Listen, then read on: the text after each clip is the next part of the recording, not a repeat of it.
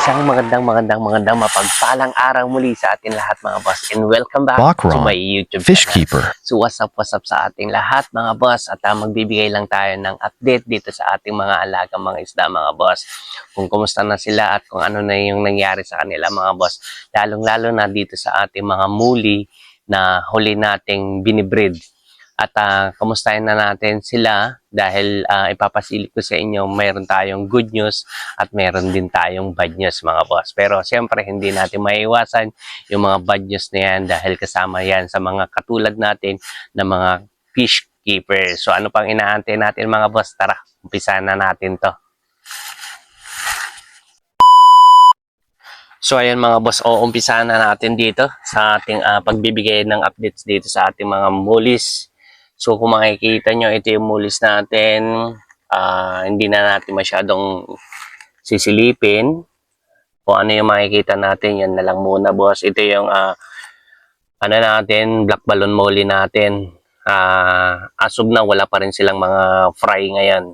Pero ito yung sinasabi ko sa inyo na good news sa atin. So unahin muna natin yung mga bad news natin mga boss. So ito kasing i-BBM natin, itong electric blue balloon molly natin. At bali 5 to lahat, 6.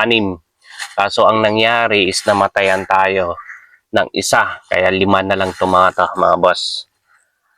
So yun yung bad news natin. Tapos itong ano natin, PKBM natin na platinum king balloon molly. Bali ito mga boss, ang bad news din natin, ganun din, namatayan tayo ng 3 na PKBM. Bali ito kasi is 5, ngayon 2 na lang dahil namatayan tayo ng 3. At ito namang PKBM natin na marble, ito rin, meron din tayong namatayan tayo ng isa na female. Oh no! At ang good news naman doon mga boss, nagkaroon na to ng fry. If I did not mistaken mga boss, siguro around 10 pieces yung na-drop nito. Siguro tingin ko first drop lang ng mga to, or first drop lang ng female na namatay. Kaya ganun lang kadami yung kanyang na ilabas. Pero siguro sa mga susunod na mga anak, sana kung nabuhay pa is mas marami pa sana yan. Pero maraming salamat pa rin sa namatay na PKBM na marble natin, dahil bago siya namatay is na-drop muna niya yung kanyang mga babies. Kaya maraming salamat sa kanya.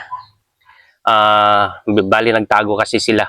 Medyo yun nga, shy type yung mga ano na yun, marble natin. Pero makikita pa rin natin yan kasi ang gagawin natin dyan is hihiwalay natin para makita nyo. Saka ita-transfer na lang natin din yung mga fry na yun.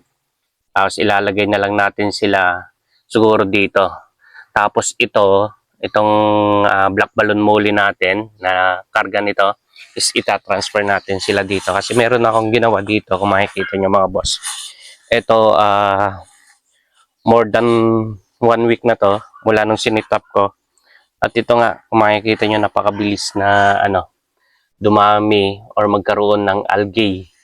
So kung makikita nyo itong algae na to, ayan na sila.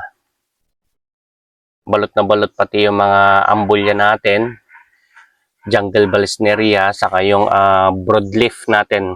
Ayan.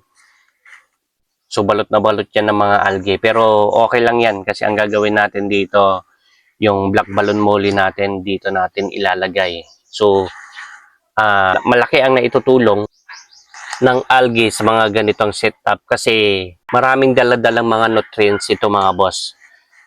Ang mga mollies, guppies, isa yan sa mga pinaka malakas kumain ng mga algae. So ang ilalagay natin dito at ang naisip natin is yung balloon molly kasi malaki yung mga bunganga nila. Kayang-kaya nilang kainin yan, yung mga algae niyan. So magiging malinis din na rin itong mga to pag naubos nila yung algae. Bali ang gagawin natin, wag muna natin silang pakakainin pag once na nilagay natin dito. At yung mga algae yung mga kakainin nila. Kasi may mga ano na to, may mga pagkain na tomato. At ito nga, ito rin yung ano natin, red sword natin, Kahit pa paano nagsisilakihan na yung mga fry nila.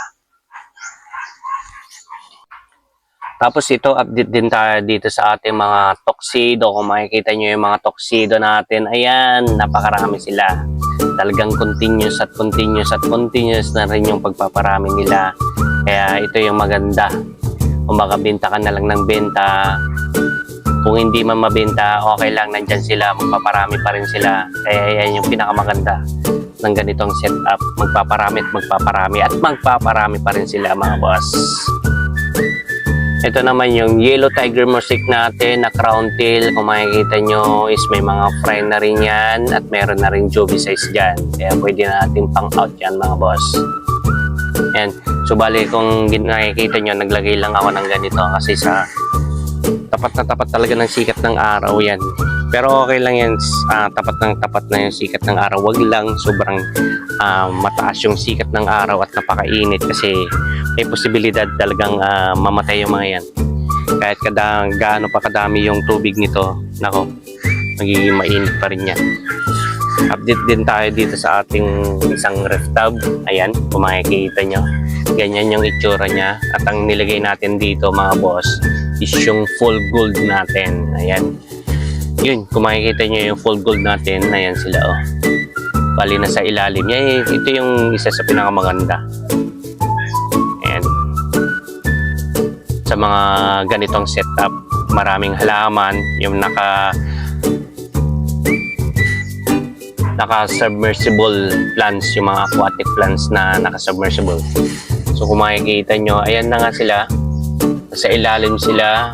At may mga fry na rin itong mga bago. Hindi na nila nakakain yung mga fry kasi marami talaga mapagtataguan yung mga yan. So ito naman, mga boss, yung pidert natin. Ayan, ito yung setup ng pidert natin na ginawa natin noon. Ilang weeks na rin yung nakakaraan. So ganyan pa rin sila kalinaw. Ang nagbago lang dyan is yung mga halaman natin kasi natakpan ng ating kamyas na puno. Ayan. So ang ginawa ko, itinaas ko tong natin, yung net natin. Tapos itong kamyas natin, ayan, tinukuran ko lang siya. Nang sa ganun is pag lumabas yung sikat ng araw, matatapatan din siya. Kaya kung makikita nyo, mga boss, ayan yung mga natin, pidert natin. Ang laki na itulong ng natin, ng setup natin kasi ang bilis nilang lumaki. At nang bilis din nilang naglabas ng kanilang mga kulay. Ayan nga sila. Mula nung nilagay natin sila dito, wala pang isang buwan, ayan na nga sila, oh. At kahapon nga po pala, naibenta na natin yung mga natin dito. Breeder natin. At ito na lang yung natitira sa kanila. Juvie size pero natin rin to. Malapit na rin tong magbuntis to, mga to. Ayan. Kung makikita nyo talaga napakaganda yung ganitong setup. Pero hindi pa rin natin inaalis yung ganitong setup natin na yung water litos natin. Kasi darating din yung time na mangailangan pa rin tayo ng mga water litos dyan. So yan, mga boss, ang gagawin ko na ngayon. At hindi ko na ipapakita, pero sasabihin ko ano yung gagawin ko sa ngayon. Is yung kunin natin yung nito. Ilalagay natin yung black balloon molly. Tapos siguro lagyan gagawa na lang din ako ng takip nito nang sa ganun. Kasi kung makikita nyo yung tubig dyan, halos umapaw yan. Pag tumungtong dito yung ibon, kasi maraming ibon dito sa atin, malamang mabilis lang matuka yung ilalagay natin na molly dito. Imbis na mamalinis, lalong dudumi. Kasi nga wala nang kakain sa mga algae.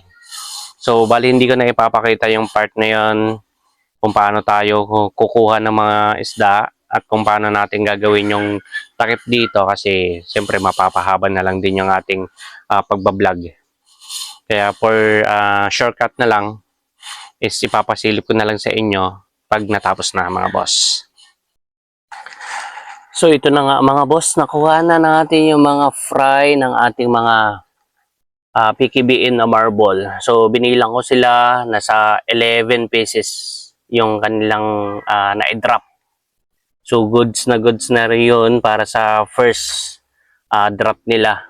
At na-transfer na rin natin dito yung PKBM natin na mga breeder. Dalawa na rin yan.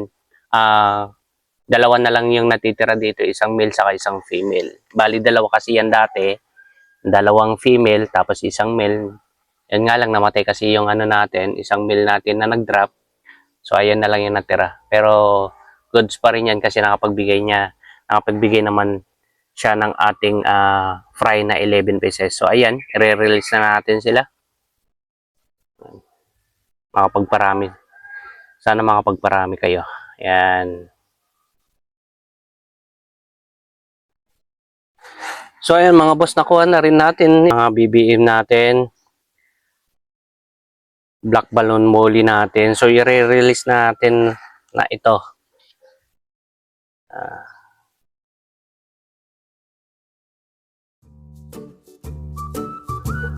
So ayan na nga. Yun. Medyo na bago lang sila sa kanilang tirahan. So ayan na nga, kinakain na nga nila.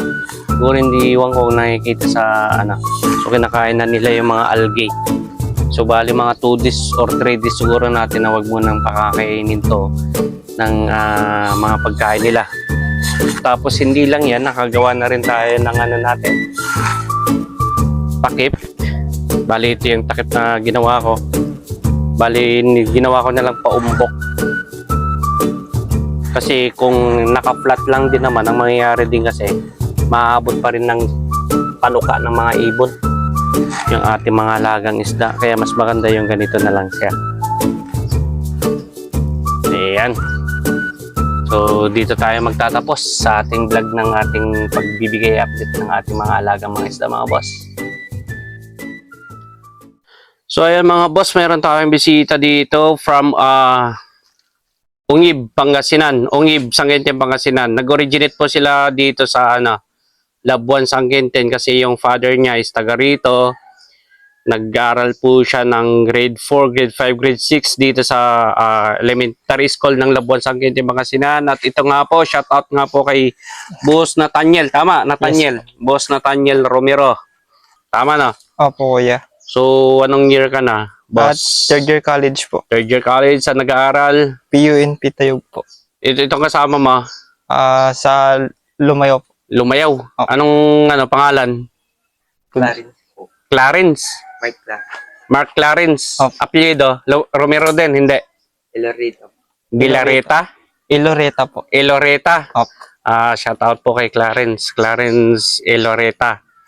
So, kung makikita nyo, si Boss Nathaniel is isang third year college at ito nga, naging habit na rin niya naging hobby niya rin ng pag-aalaga ng mga isda.